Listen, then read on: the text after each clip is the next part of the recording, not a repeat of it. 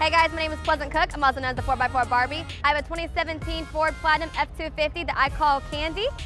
So the whole truck is built by Macintosh Motorsports, got a custom 4-link in the front, 4-link in the rear. So I have a custom grille done by RBP. It says Kandy on the front. Everybody thinks it says Randy, but I personally like my logo.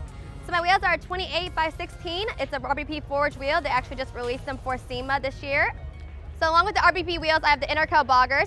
They're 44, 1950, 28. They're one of the only 3 sets that were done for SEMA this year.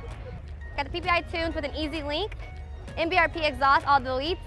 So I have a no limit EGR delete and cold air intake also under the hood.